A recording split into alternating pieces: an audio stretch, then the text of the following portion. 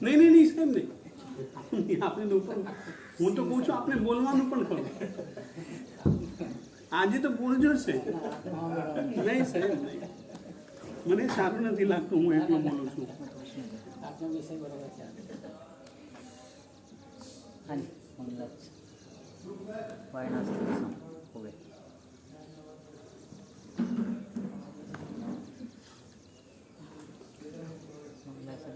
પૂરું થાય તરત ચાલુ હવે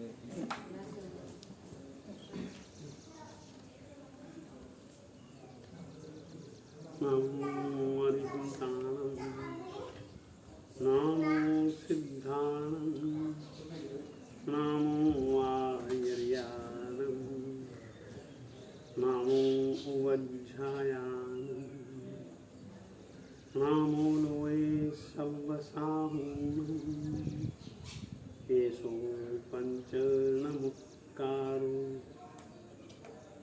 સવ્વ પાવપનાસનો મંગલાણં ચ સવ્વેસિં પરમં હવૈ મંગલમ નમો અરિહંતાણં નમો સિદ્ધાણં નમો આયર્યાણં નમો વજ્જાયાનં નમો લોયે સવ્વસાહૂણં એષો પંચર્ણમુક્કારો સવ્વપાવપનાસનો મંગલાણં ચ સવ્વેસિં પરમં હવૈ મંગલમ નમો અરિહંતાણં નમો સિદ્ધાણં નમો આયર્યાણં નમો વજ્જાયાણં નમો લોયે સવ્વસાહૂણં એષો પંચર્ણમુક્કારો સવ્વપાવપનાસનો મંગલાણં ચ સવ્વેસિં પરમં હવૈ મંગલમ નામાકૃતિ દ્રવ્યભાવૈ પુનત સ્ત્રી જગજ્જનમ ક્ષેત્રે કાલે ચ સર્વસ્મિન અર્હતઃ સંપાસ્મહે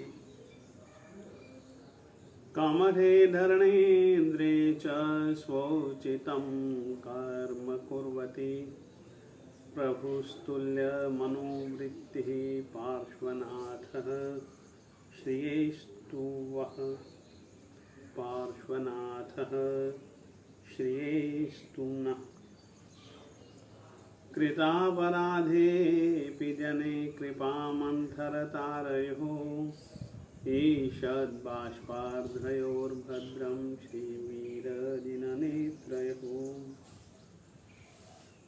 ज्ञानामृतेन लोकानां कष्टोच्छेदविधायिने ऐदं युगीन वीराय नमो वल्लभसूरये अज्ञानतिमिरान्धानां ज्ञानाञ्जनशलाकया चक्षुरुन्मीलितं येन तस्मै सद्गुरवे नमः तस्मै श्री गुरवे नमः।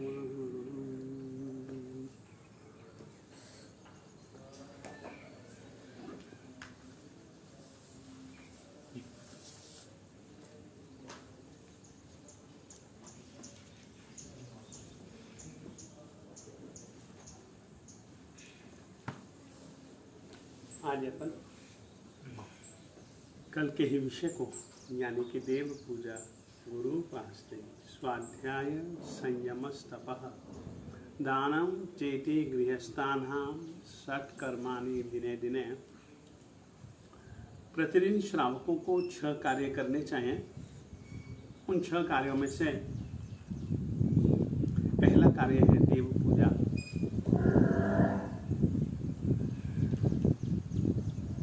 हम संसारी जीवात्माओं की आत्मा भी अरिहंत और सिद्ध के जैसी है। उनमें और हम में अंतर मात्र इतना है कि वे कर्म से रहित हैं और हम कर्म से युक्त हैं, हम कर्म सहित हैं। कर्म रहित उनकी आत्मा की स्थिति को याद करके हमें भी कर्म रहित बनने का प्रयास करना है। जैसे पहले वे भी कर्म सहित थे, साधना की, जागृति पूर्वक उन्होंने साधना की कि मेरे मन वचन काया की ऐसी कोई भी प्रवृत्ति न हो कि जिसके कारण से कर्म का आश्रव हो और कर्म का बंधन हो।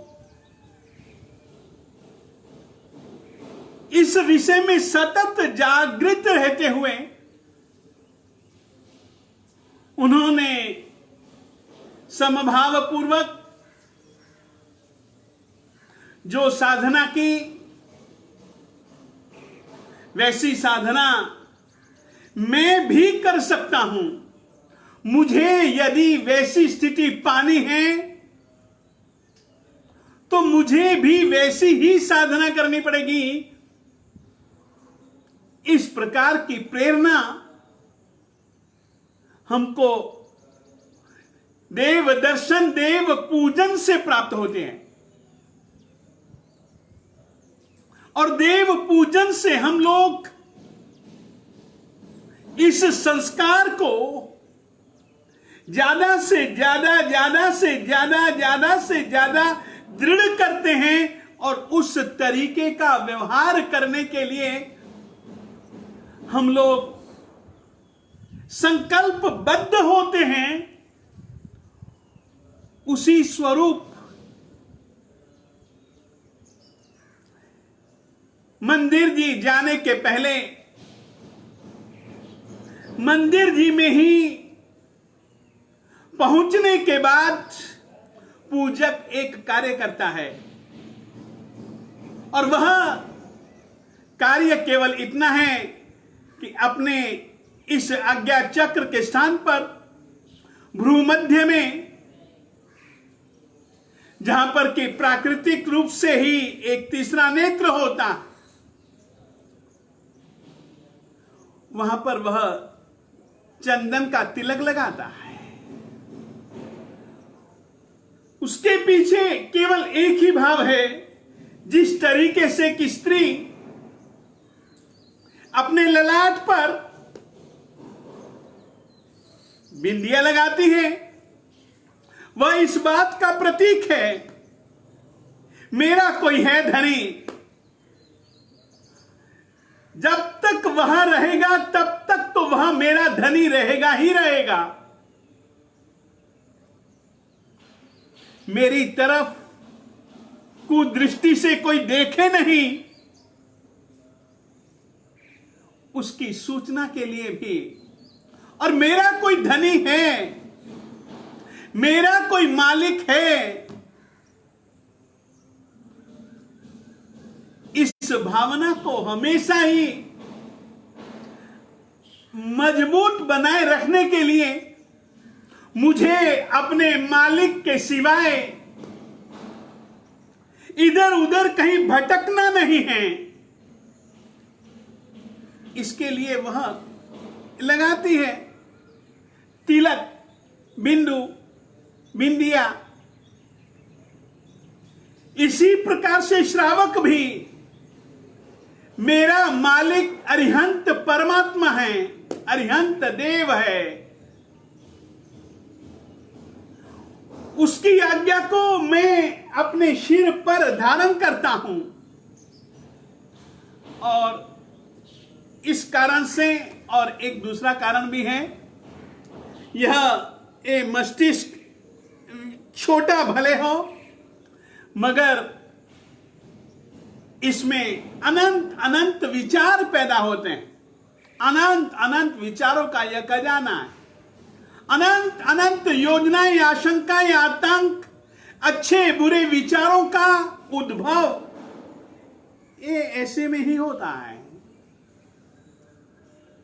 अब तिलक लगा करके हम कहते हैं कि साहब अब वो विचार नहीं, अब तो बस एकमात्र तेरी आज्ञा का ही विचार करूंगा, तेरी आज्ञा के अनुरूप जीने का एक संकल्प करता हूं। यह एक उस चीज का प्रतीक है तिलक। तिलक चंदन का लगाना चाहिए, केसर का नहीं। हर एक पदार्थ की अपनी प्रकृति होती है। चंदन की प्रकृति बड़ी शीतल है और कहा जाता है कि यहां पर पाया जाने वाला जो तीसरा नेत्र है वो बड़ा उष्ण है। इसीलिए ही जब कभी भी आदमी बहुत गुस्सा करता, उस समय सामान्यतया अपन लोग कहते हैं कि आज इसने तीसरा नेत्र खोल लिया है। क्रोध के समय, कषायों के समय वह तीसरी आंख जल्दी सक्रिय हो जाती है और हमको उसको सक्रिय नहीं होने देना है। हमें उसको शीतल शीतल शीतल बनाना है, शीतल रखना है। इसलिए भी यहां पर ठीक चक्षु के रूप में ही उसी अंतर चक्षु पर हम एक शीतल पदार्थ चंदन का तिलक करते हैं। यह एक प्रयोग है और परमात्मा की आज्ञा को शिरसा स्वीकारने के लिए भी यह एक पूर्वाचार्यों ने एक नियम बनाया। और वैसे पूज्य अरिहंत देव की प्रतिमा के ऊपर, नव अंगों के ऊपर तिलक किया जाता है चंदन का, परंतु पूजा करने के पहले जो श्रावक है अपने कानों पर, कंठ पर, ललाट पर इत्यादि अंगों पर भी तिलक लगाता है। यह एक परंपरा है, पूजा की विधि है। अब कंठ से गाऊंगा तो मालिक तेरा ही गुण गाऊंगा, तेरे ही गीत गाऊंगा। सुनूंगा तो मालिक तेरी जिंदगी, तेरे विचार, तेरी जीवनी, तेरी कहानियां, उन्हीं को सुनूंगा। साहब अब तो तेरे वचन चाहिए। अब विषय वासना प्रधान वचन नहीं, मोह को जो पैदा करे उस तरीके के वचन नहीं चाहिए साहब। संसार में वे घुमा देंगे, संसार में वे भटका देंगे मुझको। अब तो मालिक तेरे ही वचन चाहिए। इस भावना के साथ पूजक स्वयं इन अंगों पर भी तिलक लगाता है।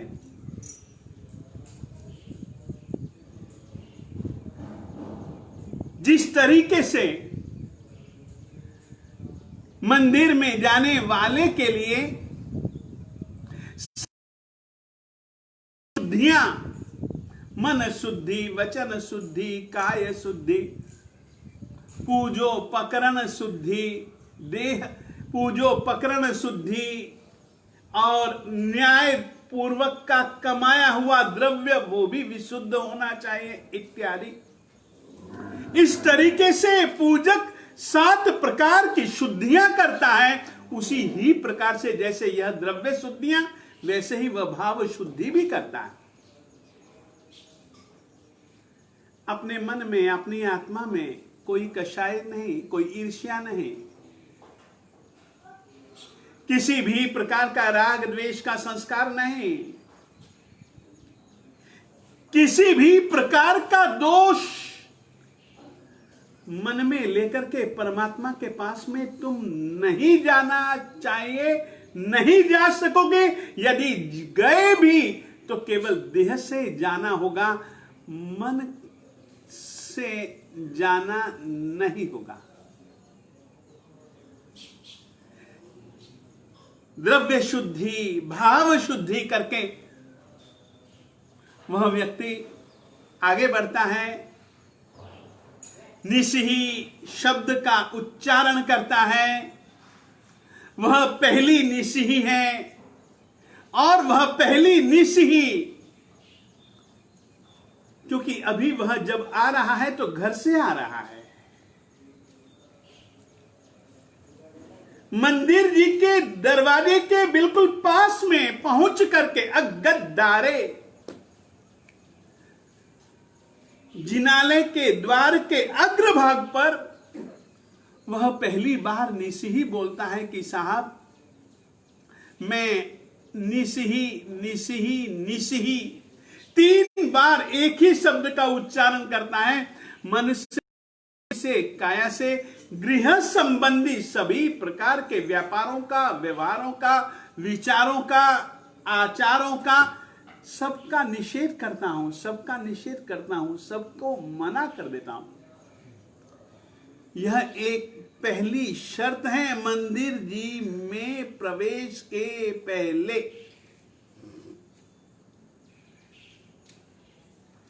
मंदिर जी में फिर वह प्रवेश करता है। प्रवेश करने के बाद जो ही वह जिनेंद्र परमात्मा को देखता है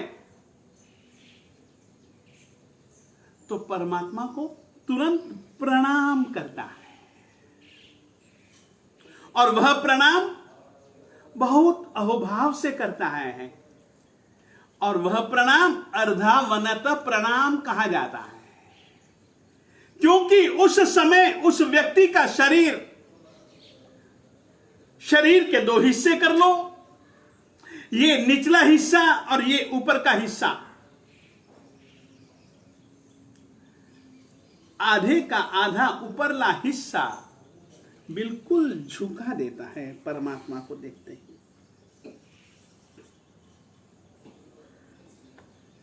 झुकाने के बाद हाथ जोड़ता है और हाथ जोड़ करके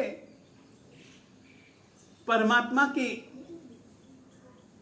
प्रतिमा को नहीं, परमात्मा की प्रतिमा में वह जिनेंद्र परमात्मा को देखता है।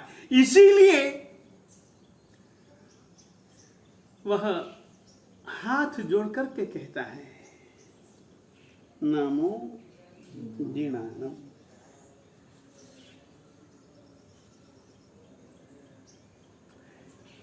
याद रखिए, हमारे धर्म परंपरा में नमस्कार सामने वाले से संबंध बनाने का एक तरीका है। नमन विनय का एक छोटा सा अंश है। परमात्मा को जब साधक प्रणाम करता है तो परमात्मा के प्रति अहोभाव उसके दिल में उछल रहा होता है। वाह, इनके ऐसे ऐसे गुण, इनके ऐसे ऐसे उपकार। उन उपकारों को याद करता हुआ वह अपनी ओर से नमो जिना जिनेंद्र परमात्मा को मेरा नमस्कार हो। एक बात याद रखिएगा,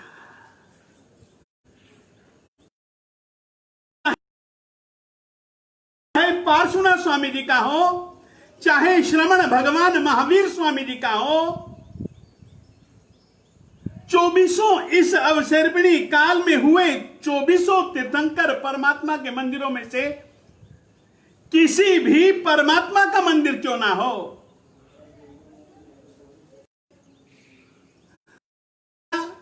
उनका नाम नहीं नमो जिनानम ही बोलेगा।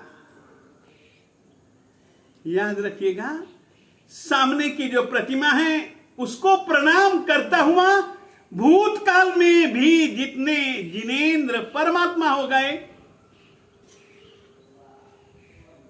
भविष्य काल में जितने भी जिनेंद्र परमात्मा होंगे, वर्तमान काल में जितने भी जिनेंद्र भगवंत विहरमान हैं, उन सभी को वह याद करता है। उन सभी को वह बड़ी श्रद्धा से नमो प्रणाम करता है। सचमुच में यह नमन एक प्रकार से उसके साथ में वर्तमान काल में आदमी हेलो हेलो करता है, ताकि सामने वाला व्यक्ति अब मेरी तरफ ध्यान दे। उसको अपने सम्मुख बनाने के लिए हम उसके सम्मुख बन रहे हैं। इसलिए परमात्मा तुझको हमारा नमस्कार हो। तू पूजनीय है, तू वंदनीय है।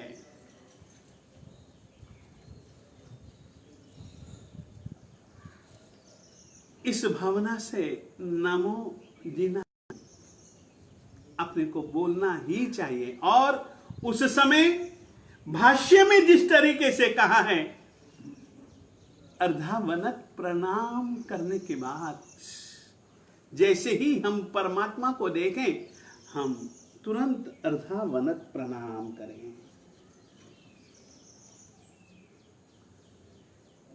पूजा की विधि में प्रकार के प्रणाम का विधान है। एक तो है अंजलिबद्ध प्रणाम, दूसरा है अर्धावनत प्रणाम, और तीसरा प्रणाम है पंचांग प्रणिपात प्रणाम। अर्धावनत प्रणाम भी कर सकते हैं और पंचांग प्रणिपात भी किया जा सकता है। प्रणिपात यानी कि समर्पण है, समर्पण भाव का प्रतीक है नमन। प्रणाम करने के बाद वह परमात्मा को कुछ पल देखता है और देखने के बाद अरे इन्होंने यह जो आर्हंत्य पाया, जिस आर्हंत्य की परिभाषा है सकलार्हत प्रतिष्ठान श्रीह भूर्भुवः स्वस्त्रयीशान मार्हंत्यम प्रणिदध्महे। वो आर्हंत्य कैसा है? भूर्भुवः स्वस्त्रयीशान, तीनों लोकों का ऐश्वर्य को धारण करने वाला, ईशत्व को धारण करने वाला आर्हंत्य है। वो आर्हंत्य कैसा है?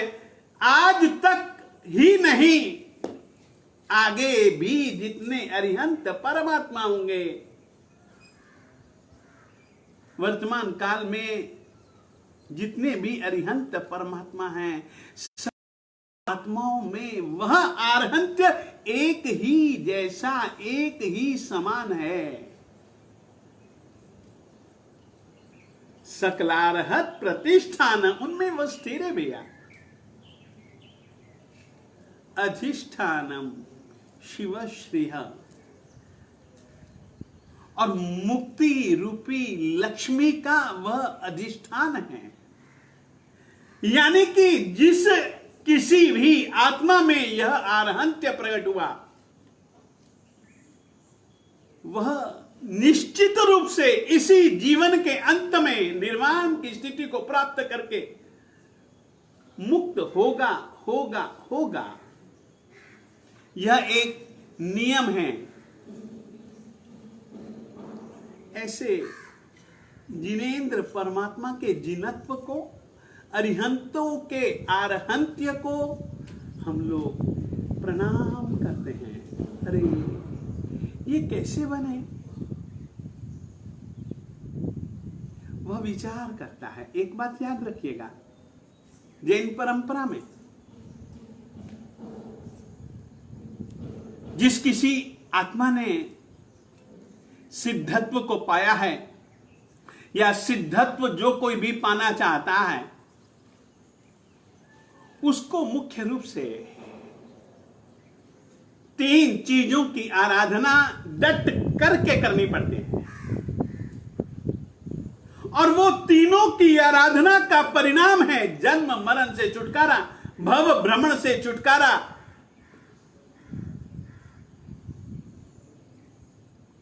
और वह व्यक्ति भव भ्रमण से जो छुटकारा पा चुके, या जिन्होंने निश्चित पाना ही पाना है, ऐसे अरिहंत परमात्मा के वह मंदिर में आया है, तो वह यही चाहता है, कर्मों का क्षय, मेरी भव भ्रमणा मिट जाए।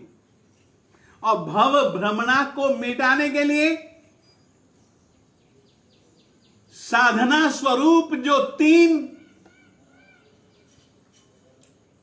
जैन धर्म के, जैन साधना आराधना उपासना इस विषय के जो मुख्य अंग हैं, वह उन्हीं 3 मुख्य अंगों की, जिन्होंने उसका निरूपण किया, और निरूपण के पहले जिन्होंने उसको साधा सिद्ध किया, और उसकी सिद्धि के बाद जिन्होंने पाया कि प्रत्येक जीव को सिद्धत्व कर्मों के क्षय के लिए इन्हीं 3 साधनों की जरूरत है, उन्हीं 3 चीजों की याचना के लिए वह साधक प्रदक्षिणा देती। प्रदक्षिणा का मतलब क्या? दक्षिण, दक्षिण यानी कि दाहिना हिस्सा, परमात्मा को अपने दाहिनी ओर रखते हुए घूमना, इस प्रक्रिया का नाम है प्रदक्षिणा। फिर से कहना चाहता हूं, जिनेंद्र परमात्मा को या XYZ को अपनी दाहिनी ओर रखते हुए, यानी कि जैसे कि मैं यहां हूं, अब देखिएगा ये परमात्मा है, अब यदि मैं यहां आया तो ये मेरे दाहिनी ओर, यहां आया तो भी ये मेरे दाहिनी ओर, यदि मैं वहां जाऊंगा तो भी ये मेरे दाहिनी ओर, यदि मैं यहां आऊंगा तो भी ये मेरे दाहिनी ओर। इस तरीके से 3 बार वह फेरी देता है।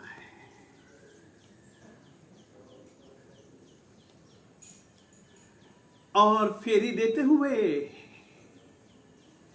परमात्मा को याद करता है, परमात्मा को याद रखता है। और उस समय जैन शिल्प स्थापत्य के अनुसार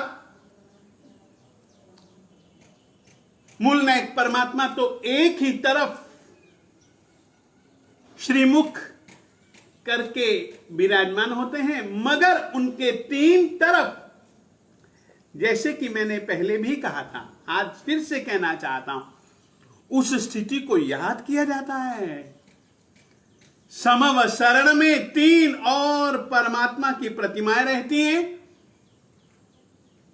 उसी तरीके से हमारे जिन मंदिर में भी 3 और मूल नायक प्रतिमा के नाम वाली और वैसे ही स्वरूप वाली 3 प्रतिमाएं रहती हैं, यानी कि समवसरण में हूं मैं।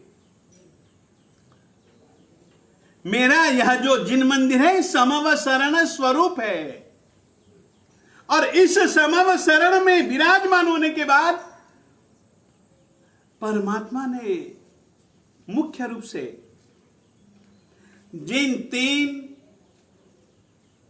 धर्म तत्वों का उपदेश दिया, उन्हीं 3 धर्म तत्वों की मुख्य रूप से वह साधक याचना करता है। इसीलिए प्रदक्षिणा देते समय श्रावक बोलता है, काल अनादि अनंत थी, भव भ्रमणानो नहीं पार, ते भ्रमणानि वार वार, प्रदक्षिणा दहूं 3 बार। अपने जन्म मरण की परंपरा को वह याद करता है, याद करने का प्रयास करता है। नहीं याद आ पाता तो परमात्मा के वचनों के अनुसार वह मानता है कि अनादि काल से मैं भव में भ्रमणा कर रहा हूं, और आज तक अनादि काल से चली आ रही मेरी जन्म मरण की परंपरा का अंत नहीं हुआ है। काल अनादि अनंत थी, भव भ्रमणानो नहीं पार। साहब, मैं अब 3 प्रदक्षिणा दे रहा हूं, उसके पीछे कारण है ते भ्रमणानि वार वार। मैं अपने उस जन्म मरण के चक्कर को मिटाने के लिए, और याद रखिए यह एक भ्रम है, भ्रम है, भ्रम है। संसार एक भ्रम है मोह का, और मोह हमारी बुद्धि को भ्रमित करता है, भ्रांत करता है। मोह के कारण से यह जो मेरा भव भ्रमण चालू है, साहब परेशान परेशान हूं।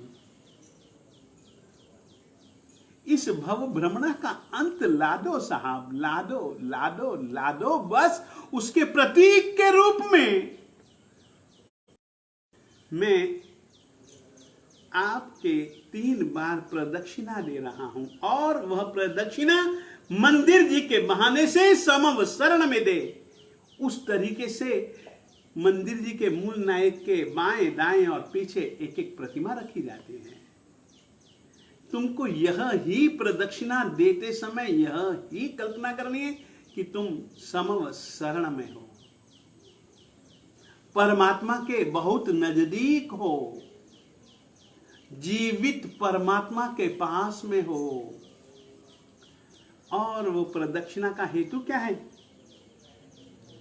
भमति मां भमनाथ का भव भावठ दूर पलाय, दर्शन ज्ञान चारित्र प्रदक्षिणा तृण देवा। पहली प्रदक्षिणा सम्यक दर्शन तत्व की याचना के लिए है। दूसरी प्रदक्षिणा सम्यक ज्ञान रूप तत्व की याचना के लिए है, प्रार्थना के रूप में है। और तीसरी सम्यक चारित्र रूप प्रदक्षिणा है। तीनों की बातें कही हैं। जन्म मरणादि भय टले, सीझे जो दर्शन काज, रत्न त्रयी प्राप्ति भनी, दर्शन करो जिन राज। सम्यक दर्शन की प्राप्ति से क्या होगा? याद रखिएगा, हमारे यहां पर हमारे साहित्य ग्रंथों में एक नियम है, जैनत्व का प्रारंभ एकमात्र इसी पद से। और यदि किसी भी आत्मा ने सम्यक दर्शन का स्पर्श एक अंतर मुहूर्त भर के लिए भी कर लिया तो निश्चित रूप से जन्म मरणादि भय टले, निश्चित हो जाता है कि वह जन्म मरण से निश्चित रूप से मुक्त हो जाएगा। ऐसे परम तत्व की याचना याद रखिएगा। यह एक ऐसा पद है जिसके कारण से सभी के सभी आत्म शक्तियों का द्वार खोलने के लिए चाबी यदि कोई है तो वो यही चाबी, समकित ही चाबी है। जो जितनी शक्तियां हमारे अरिहंत देव में हैं, उतनी शक्तियां मेरी आत्मा में हैं, मगर मेरी आत्मा की तिजोरी बंद है। उसकी पूरी खुल चुकी, और चाबी यदि कोई उसकी है तो वो यही पद है।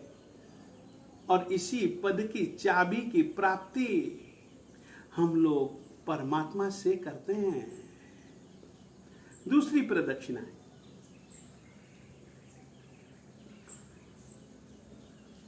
ज्ञान बड़ू संसार मां, ज्ञान परम सुख है, ज्ञान बिना जग जीव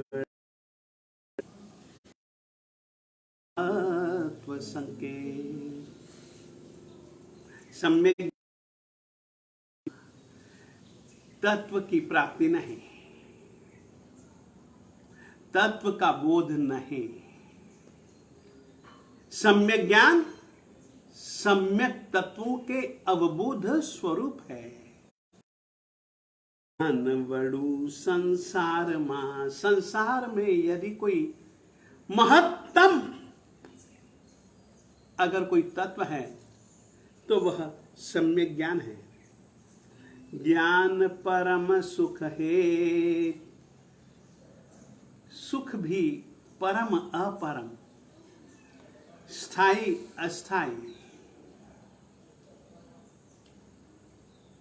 यदि हमको परम सुख पाना है, जिस सुख की प्राप्ति के बाद कोई दूसरा सुख प्राप्त करने के लिए शेष बचे ही नहीं, ऐसा अगर परम सुख पाना है तो उसका मुख्य कारण, जैसे कि पेड़ का मुख्य कारण बीज, वैसे ही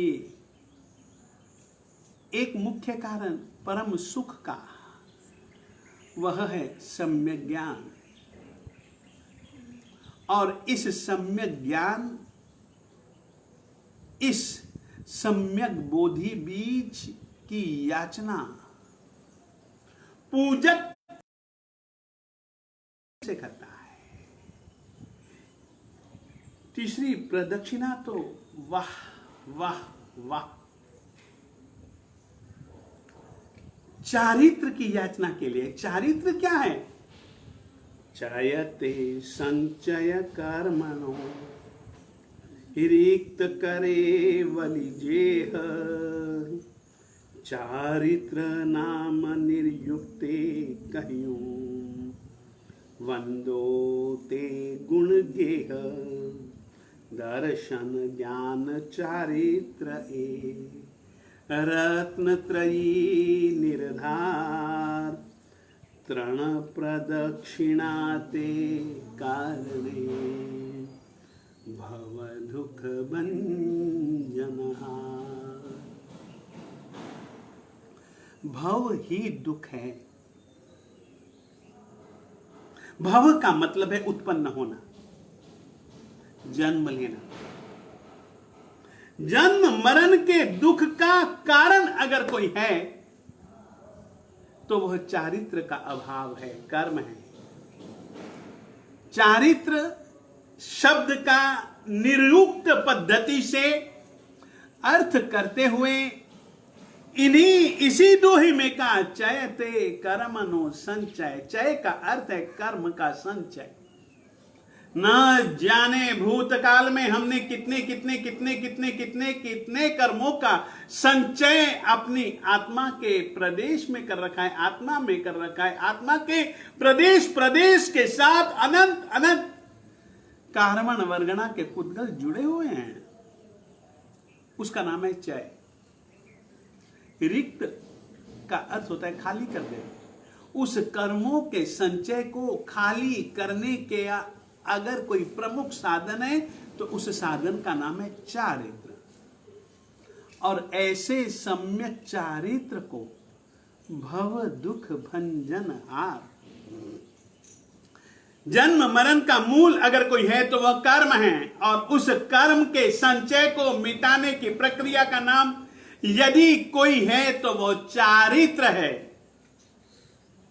और परमात्मा से ये जो तीन प्रदक्षिणाएं हैं, इन तीनों प्रदक्षिणाओं का मतलब ही यही है कि साहब बहुत हो लिया, बहुत हो लिया, बहुत हो लिया, संसार बहुत देख लिया, दुख के सिवाय कहीं कुछ भी तो नहीं। चाहे देव मर करके बनूं, चाहे मनुष्य, चाहे त्रियंच, चाहे नारकी, दुख दुख दुख भव दुख। जन्म ही दुख है, किसी भी गति में क्यों ना हो। जन्म ही दुख का कारण है। और जब तक कर्म है तब तक ये जन्म मरण का चक्कर है। जन्म मरण के चक्कर को काटने के लिए यही तीन साधन हैं। इन तीन साधनों की प्राप्ति का कारण, प्राप्ति के लिए याचना प्रार्थना के रूप में तीन प्रदक्षिणा देता है। और उन तीन प्रदक्षिणाओं को देने के बाद फिर वह क्या करता है, क्या नहीं करता है, मंदिर की विधि के अंतर्गत इस विषय को अब अपन कल कहेंगे। आज इतना। श्री वल्लभ गुरु के चरणों में मैं शीश नमामि।